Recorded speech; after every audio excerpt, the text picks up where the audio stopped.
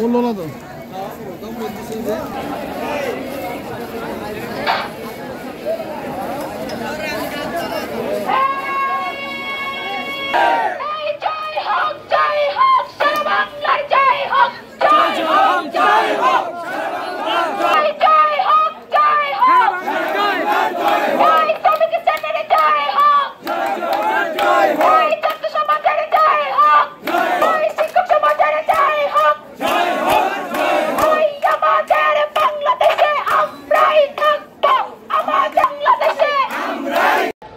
শুরু করব। আজকে আমরা জাহাঙ্গীরনগর বিশ্ববিদ্যালয়ের শিক্ষার্থীরা এবং সাভার অঞ্চলের অন্যান্য পেশাজীবীর মানুষ আর শিক্ষার্থীরা এখানে বিজয় মিছিল নিয়ে বেরিয়েছি। তার পাশাপাশি আমাদের বিজয় মিছিলের পক্ষ থেকে আরও একটা বক্তব্য রয়েছে, এই বিজয়টা যেন কোনো অপশক্তির হাতে বেহাত না হয়ে যায় সেই বিষয়ে আমাদের সচেতন থাকা অত্যন্ত গুরুত্বপূর্ণ। সেই বিজয় মিছিল থেকে আমরা সাধারণ জনতার কাছে এই বার্তাটি পৌঁছে দিতে চাই। আমরা বলতে চাই, এই বাংলাদেশ স্বাধীন হওয়ার পর শুধুমাত্র আওয়ামী লীগ এককভাবে দুঃশাসন চালিয়েছে বিষয়টা তা নয়, শুধুমাত্র আওয়ামী লীগই একটি অপশক্তি ছিল বিষয়টা তা নয়, আরও অনেক দল রয়েছে, অনেক গোষ্ঠী রয়েছে যারা মানুষের উপর দিনের পর দিন দুঃশাসন চালিয়েছে, তারাও অপশক্তি। আমাদের তাদের বিরুদ্ধে সর্বক্ষণ সোচ্চার থাকতে হবে, না হলে এই যে স্বাধীনতা, এই যে গণতান্ত্রিক পরিবেশ, এই যে বিজয়, সেটা তাদের কাছে চলে যাবে এবং তারা এখন পর্যন্ত আপ্রাণ চেষ্টা করছে। তাই আমাদের জায়গা থেকে আমরা বলতে চাই যে কোনো দুঃশাসনের বিরুদ্ধে যেন আমাদের এই ইয়েটা চলে না যায়, সেই বিষয়ে আমাদের সচেতন থাকা দরকার। তার পাশাপাশি আমরা সবাইকে হুঁশিয়ার করে দিতে চাই, যারা দুঃশাসন চালাচ্ছে, যারা চেষ্টা করছে, তাদেরকে বলতে চাই, আমরা শুধু আওয়ামী লীগের বিরুদ্ধে আন্দোলন করিনি, আমরা স্বৈরাচারের বিরুদ্ধে আন্দোলন করেছি, আমরা গোটা দেশের দুঃশাসনের বিরুদ্ধে আন্দোলন করেছি।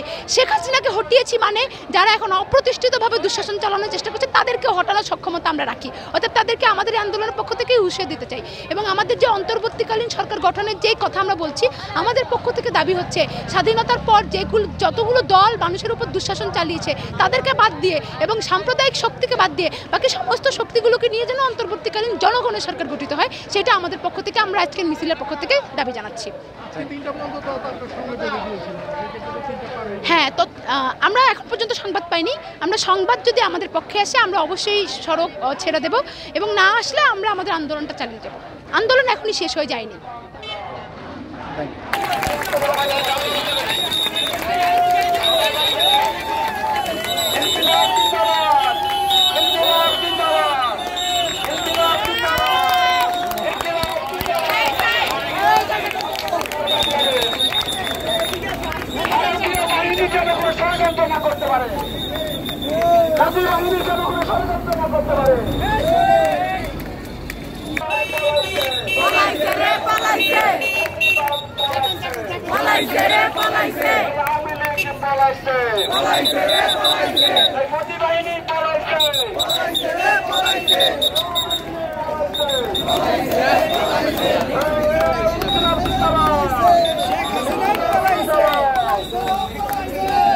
আপনারা জানেন, গতকাল আমাদের যে প্রধানমন্ত্রী ছিলেন, স্বৈরাচার প্রধানমন্ত্রী, তার বিদায় হওয়ার পরে আমাদের রাষ্ট্রের এখন অভিভাবক এখনও ঠিক না হওয়ায় ছেলেদের দাবি যে এই আন্দোলনের ফসল যাতে বেহাত না হয়, সেই কারণে তারা কার্যকরভাবে দ্রুত সিদ্ধান্ত নেওয়া এবং রাষ্ট্রকে নিরাপদ করার জন্য সরকার ব্যবস্থা নেবে। এবং জায়গায় জায়গায় আমরা শুনতে পাই বিভিন্ন ধরনের লুটপাট, বিভিন্ন ধরনের অনিয়ম, বিভিন্ন ধরনের অনাচার, বিভিন্ন ধরনের ভ্যান্ডালিজম শুরু হয়েছে।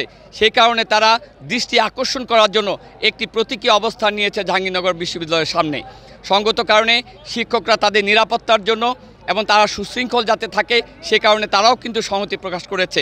মনে রাখতে হবে, জাহাঙ্গীরনগর বিশ্ববিদ্যালয়ের ছাত্ররা মনে করে 52 থেকে বর্তমান পর্যন্ত যতগুলি ছাত্র আন্দোলন হয়েছে এটি একটি ব্যতিক্রমধর্মী আন্দোলন। এর মধ্য দিয়ে অনেক শিশু, অনেক ছাত্র, অনেক জনতা যেভাবে নিগৃহীত হয়েছে, যেভাবে খুন হয়েছে, সেটার বিচার হওয়া উচিত। সঙ্গত কারণে রাষ্ট্র যাতে দ্রুত নিরাপত্তার জায়গাটা এনশিওর করে এবং কার্যকরভাবে সরকার গঠন করার ক্ষেত্রে ছাত্রদেরও যাতে ভূমিকা থাকে সেই জায়গাটা জানান দেওয়ার জন্য কিন্তু আজকে এখানে তারা অবস্থান নিয়েছে। আমি মনে করি এটি যথার্থ, কারণ আমরা অতীতে দেখেছি যে ছাত্র আন্দোলন হয় বটে, সেই ফসল কিন্তু তারা ঠিকভাবে বুঝে পায় না। সঙ্গত কারণে রাষ্ট্রকে জানান দেওয়া, আমাদের জনগণকে জানান দেওয়া যে আমরা এখনও মাঠে আছি, মাঠ ছাড়িনি, আমরা যদি দেখি যে এই ফসল বেহাত হচ্ছে তাহলে আমরা আবারও রাস্তায় অবস্থান নিব, সেটিরই প্রতীকী অবস্থান। আমাদের জানি অনেকের অসুবিধা হচ্ছে, আমরা সেই অসুবিধাটুকু মেনে নিতে বলবো, এটি একটি প্রতীকী অবস্থান।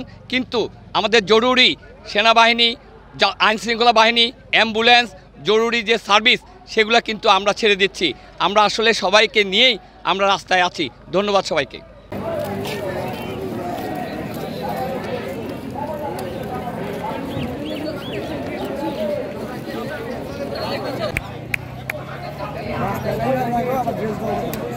ভিডিও নাকি? না না